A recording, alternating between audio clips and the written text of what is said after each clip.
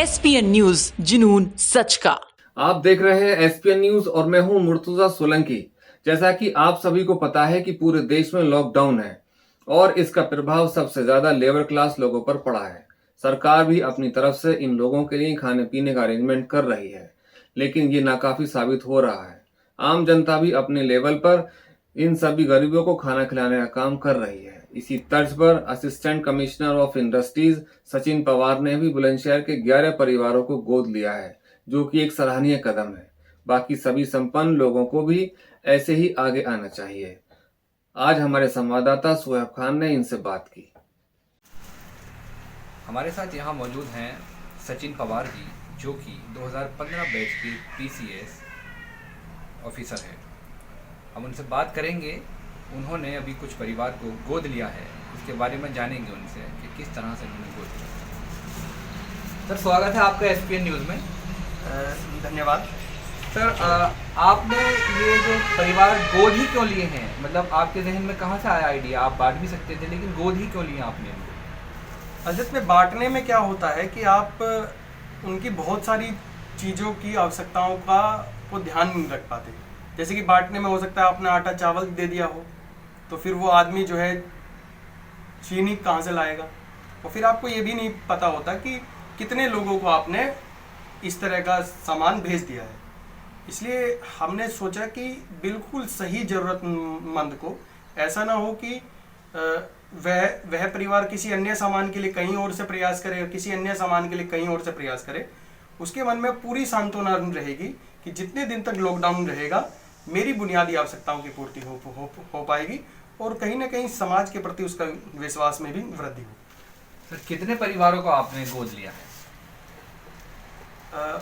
मैंने ऐसे 11 परिवारों को गोद लिया है और उनके चयन में हमने बहुत ही ध्यान से उनको चयनित किया है। उनमें कुछ विधवाएं हैं, कुछ ऐसे परिवार हैं जहां केवल पिता है, माता नहीं है, और पिता भी जो है ठेली पर काम करता था।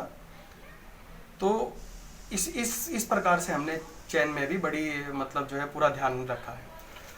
तो सर, गोद लेने के लिए आपने उनको क्या क्या सामग्री दी है और किस तरह से आपने उनको गोद की प्रक्रिया को पूरा किया है? इस सवाल के लिए धन्यवाद। वास्तव में हमने पहले विचार किया कि एक परिवार को किन किन चीज़ों की आवश्यकता होती है। तो कहते हैं ना कि सुबह की चाय जो है शरीर में ताजगी भर देती है। तो सुबह की चाय के लिए ज़रूरी है कि दूध हो, चाय पत्ती हो, चीनी हो। तो हमने ये ध्यान दिया कि सुबह का जो सामान है वो भी उनके पास हो। दोपहर में अगर आटा और चावल से केवल काम नहीं चलेगा, उसके लिए ज़रूरी है कि उसके पास तेल भी हो, आलू भी हो, प्याज भी हो, टमाटर भी हो, मतलब सब चीज़ें हों जिससे कि वो अपनी जो है प्रोटीन युक्त भोजन, मतलब हमने पूरा ध्यान रखा कि पौष्टिक आहार को भी उसमें जो है उसमें शामिल किया जाए और उसी आधार पर हमने जो है उन्हें दिया। उसके साथ साथ हमने ये भी ध्यान दिया कि बिजली का बिल भी वे कहाँ से देंगे। तो इसके लिए भी हम प्रयासरत हैं कि उन परिवारों के बिजली के बिल भी हमारी तरफ से ही दिए जाए।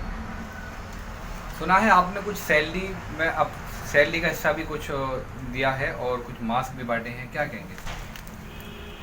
मैंने अपनी सैलरी में से 5 दिन का वेतन जो है आपदा राहत कोष में दिया है और 1000 से 1100 मास्क हम लोग बांट चुके हैं।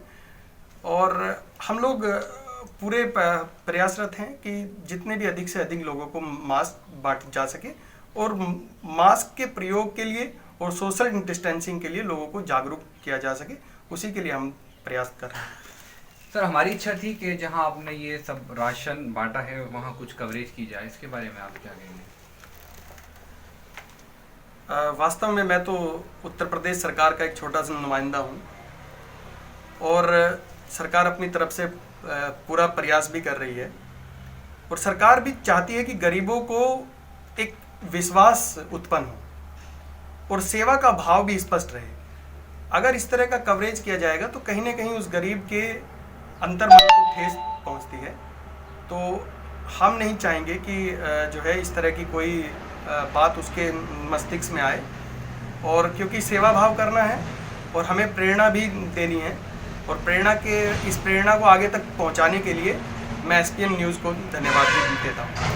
सर आगे के लिए क्या है प्लानिंग? अगर ये लॉकडाउन बढ़ता है तो उसके लिए आपका किस तरह प्लान करेंगे? देखिए, अगर ये लॉकडाउन बढ़ा तो गोद लेने के पीछे कारण ये भी था कि हमें पता है कि हम किन परिवारों की और किस तरीके से सहायता कर रहे हैं। अगर ये लॉकडाउन आगे भी बढ़ता है तो हमारी तरफ से जिस तक जो भी आवश्यक सामग्री है उन तक पहुंचाई जाएगी। और उत्तर प्रदेश सरकार में माननीय मुख्यमंत्री भी जो है अपनी प्रेरणा से लोगों को इसी तरह प्रोत्साहित कर रहे हैं। तो देखा आपने किस तरह से हमारे साथ में ये सचिन पवार जी थे, जो कि असिस्टेंट कमिश्नर ऑफ इंडस्ट्री के पद पर यहाँ बुलंदशहर में नियुक्त हैं।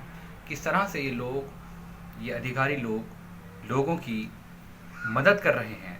ये एक समाज में बहुत अच्छी बात है कि एक अधिकारी रैंक के अधिकारी खुद इस तरह से समाज में आकर लोगों की, गरीबों की मदद कर रहे हैं।